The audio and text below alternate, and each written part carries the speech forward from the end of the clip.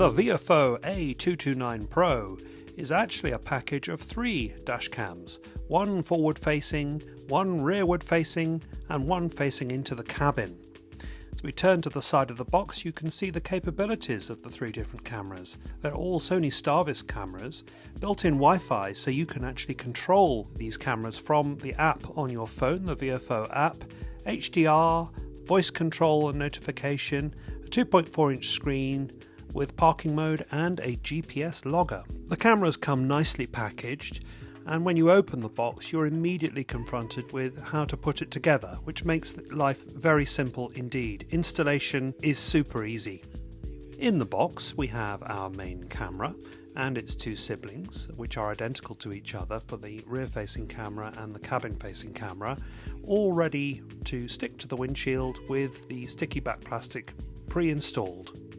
As we delve further, we see the contact details for the VIOFO service team should they be needed, and the manual for the device, of course. We also see the various wires that are needed to connect the 3 units together and to connect it to power. And we also see an ND filter, which you can put over the lens of the camera, the front-facing camera, and a pry tool so that you can push the wires underneath the trim to hide those wires away as you're installing it. Installation super easy. There are 3 cables, as you can see. One goes to the wire, the other 2 cables come out of the main unit and power those interior and rearward facing cameras. Only one problem with this particular car is that because I'm using the cigarette lighter to power the unit, I didn't want to have a wire that came out of there and then all the way up to the camera here. Where was I going to hide it? So in this particular car there is a cigarette lighter adapter here in the back, and there is just enough wire to take me all the way through, hiding the wire up through here, round across to the top and to the camera sitting there. Same for the rear view camera, which is of course based here, up here now. That goes down here. Hid most of the wires. There's far too much cable in this particular case in this C-pillar here, and then it went all the way up round here back to the unit over there. And then finally the interior camera, which is this one here, is just plugged in here, and then it is just hidden behind this piece of trim here. And that's why the pry tool, the plastic pry tool, is so useful. It allows you to pry things without snapping them, because they're plastic as well. Don't use a screwdriver.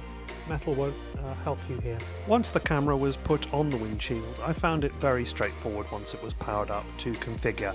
It requires a choice of language, it required a setting of time zone, and then simply the introduction of the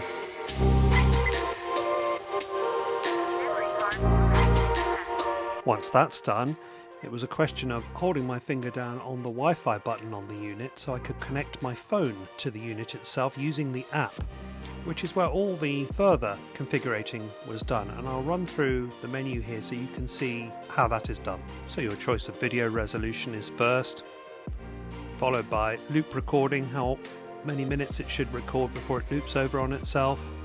And then as we go further down, you can see different settings for time lapse, for system settings, date formats and time synchronization and so on. And then there is a parking function. The parking function I can't use on this because I'm not hardwiring into it. You can also use voice command to control the unit, and this shows you the commands that you can make on the unit using your voice. In portrait mode on your phone, when you play the video back, you get a nice map showing you where you were at the time the video was taken.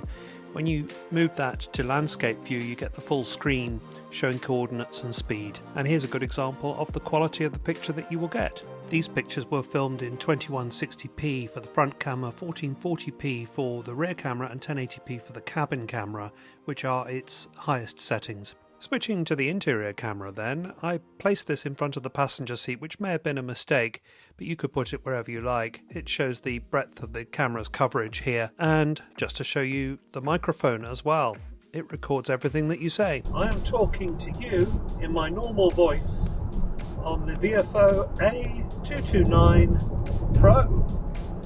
How does it sound to you? Lastly then, the rear-facing camera. This is what you get at its highest setting. On the VIOFO A229 Pro. How does it sound to you?